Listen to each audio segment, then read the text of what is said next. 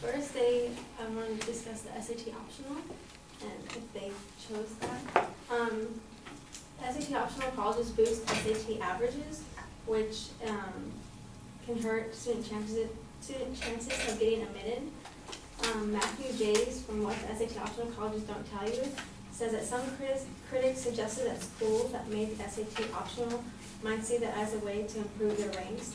Students who decided not to submit their SATs or ACTs would presumably have lower scores. If they weren't counted, that would raise those colleges' SAT averages, an important part of the U.S. News ranking formula. So if students don't choose to turn in SAT scores because it's SAT optional, then the average will go higher because then the colleges will pretend that they never took the SAT. So, and students are going to decide not to turn in their SAT if the SAT is really low. And if the SAT score is higher than it actually should be, first students who would otherwise be a good fit might be discouraged by the college's higher than expected SAT averages and not apply. And second, the lure of the SAT optional policy has helped produce a big jump in applicants at many of these schools and making them more selective and reducing the chances of gaining admission to the school. And that was also by Matthew J.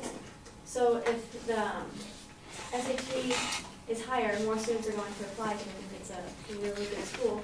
And then the chances that the school become more selective, lowering the chances for students to get in. So the SAT keeps it very objective and keeping it not optional, and having the SAT will actually show the average of the school and not hurt students. The SAT is an objective indicator for colleges to base admissions on. It shows how well-rounded a student is on critical thinking, writing, and math. And SAT subject tests, they said that will show you how well you do in a certain major. But in college, students can change their major. You might focus on math because you want to be like an engineer, but you could go into college and change it to liberal arts. And so that SAT subject didn't really, it helped you go into the college, but they were expecting you to be an engineer, and you changed your major, so that really doesn't.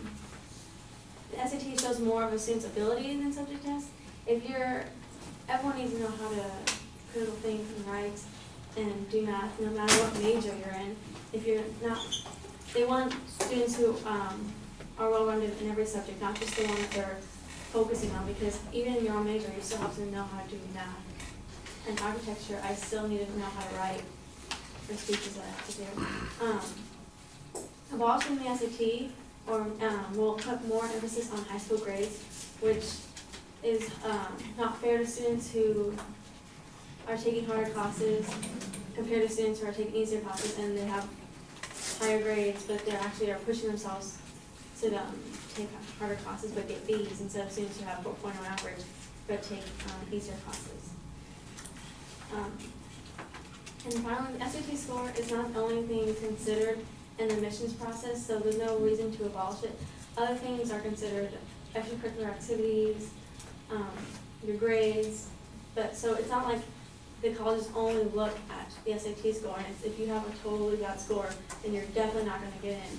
They look at other things. If you have extracurricular activities, they will allow you into the school. They're not going to just completely throw out everything else if you have a terrible SAT score.